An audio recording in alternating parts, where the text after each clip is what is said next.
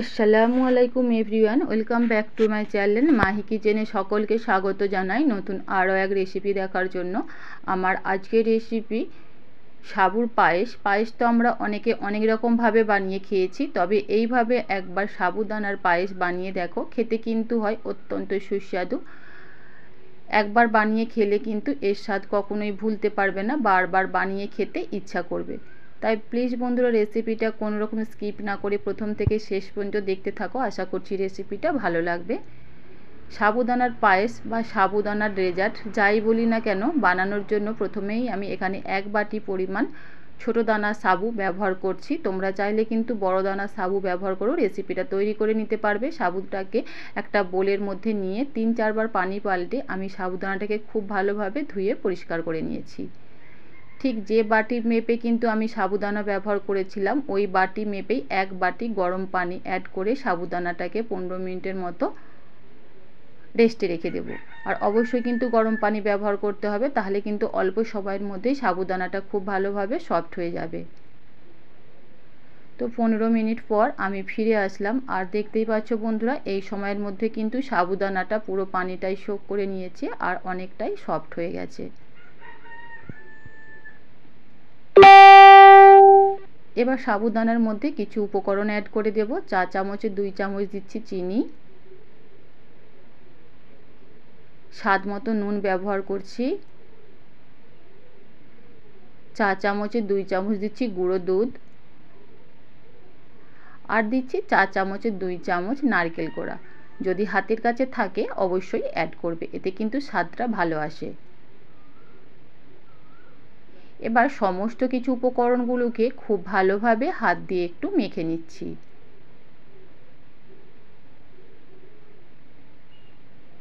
তো দেখতেই পাচ্ছ বন্ধুরা, এখানে সাবুটাকে খুব ভালোভাবে মেখে নিয়েছি, আর এইভাবে মাখতে মাখতে কিন্তু একটা ডোয়ের মতো হয়ে গেছে। এবার হাতটাকে খুব ভালোভাবে ধুয়ে আমি পরিষ্কার করে নিচ্ছি। খুব ভালোভাবে ধুয়ে নেবার পর হাতের মধ্যে সামান্য একটু ঘি মাখিয়ে নিচ্ছি, আর অবশ্যই কিন্তু হাতের মধ্যে ঘি বা তেল যে কোনো একটা মেখে নিতে হবে। মেখে নিলে বলগুলো তৈরি করতে সুবিধা হবে। তারপর এইভাবে ছোট ছোট করে সাবুর বলগুলো তৈরি করে নিচ্ছি, আর যে প্লেটের মধ্যে রাখবো সেই প্লেটের মধ্যেও কিন্তু অল্প একটু তেল বা ঘি ব্রাশ করে নেবে, তাহলে সাবুদানার বলগুলো কিন্তু আর চিপকে যাবে না। একইভাবে সমস্ত বলগুলো আমি তৈরি করে নিচ্ছি। তোমরা চাইলে এর থেকে ছোট বা এর থেকে বড় করেও কিন্তু তৈরি করে নিতে পারো।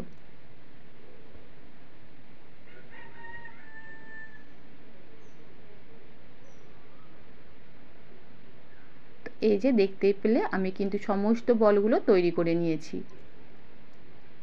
এবার চুলায় একটা প্যান বসিয়ে দিয়েছি, প্যানের মধ্যে দিয়ে দিচ্ছি আমি 1 লিটার ফুল ক্রিম দুধ, আর দুধটাকে কিন্তু আগে থেকেই আমি জাল করে রেখেছিলাম মালাই তৈরি করার জন্য। দুধটা যখন হালকা গরম হয়ে যাবে, এখানে আমি 10 টাকা দামের 1 প্যাকেট গুঁড়ো দুধ ব্যবহার করছি। খুব ভালোভাবে নেড়েচেড়ে মিশিয়ে নিলাম।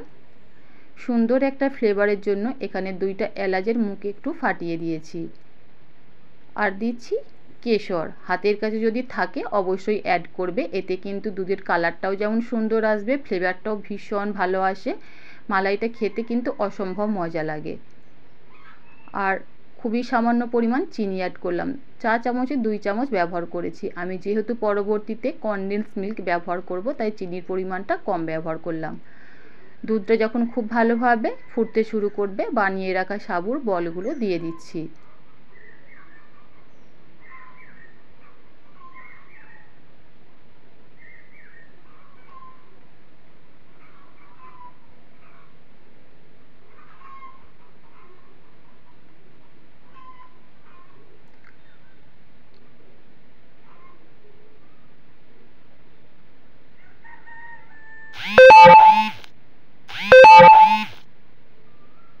সাবুদানার বলগুলো দিয়ে কিন্তু আমি 5 থেকে 6 মিনিট খুব ভালোভাবে সেদ্ধ করে নেব, আর এই সময় কিন্তু চুলোর ফ্লেমটা মিডিয়ামে রেখে দিয়েছি।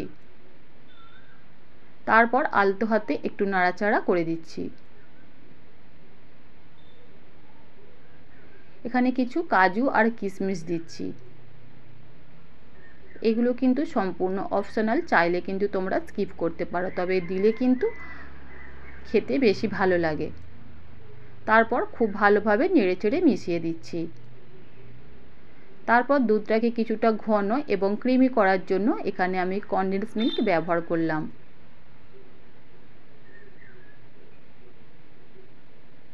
খুব ভালোভাবে নেড়েচেড়ে মিশিয়ে দিয়েছি। আবারও কিন্তু আমি দুধটাকে 3-4 মিনিটের মতো ফুটিয়ে নিচ্ছি। স্বাদ মতো নুন ব্যবহার করলাম। যে কোনো মিষ্টি জাতীয় খাবারে নুন ব্যবহার করলে কিন্তু মিষ্টির টেস্টটা ভালো আসে। এখানে দুধটা কিন্তু অনেকটাই ঘন হয়ে গেছে। প্রায় আমি 5 থেকে 6 মিনিট সময় নিয়ে দুধটাকে খুব ভালোভাবে জাল করে নিয়েছি। আর এই সময়ের মধ্যে দেখবে সাবুদানার বলগুলো খুব ভালোভাবে সেদ্ধ হয়ে যাবে। আর খুব ভালোভাবে সেদ্ধ হয়ে যাবে তখন বুঝতে পারবে যে সাবুদানার বলগুলো কালারটাও কিন্তু চেঞ্জ হয়ে যাবে। তো এর থেকে কিন্তু বেশি আর আমি ঘন করব না।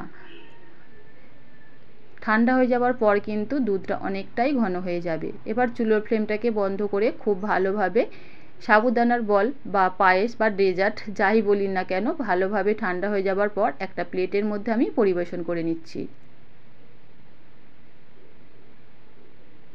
দেখতে যেমন সুন্দর বন্ধুরা, খেতেও কিন্তু অসম্ভব মজার হয়। একদম নতুন ধরনের একটি রেসিপি, একবার হলো এইভাবে ট্রাই করতে পারো। এর স্বাদ কিন্তু কখনোই ভুলতে পারবে না, এতটাই টেস্টি হয়।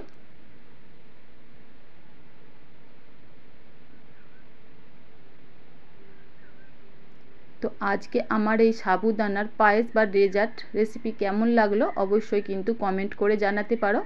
আর রেসিপিটা ভালো লাগলে লাইক, কমেন্ট এবং চ্যানেলটা সাবস্ক্রাইব করে পাশে থাকা অনুরোধ রইল।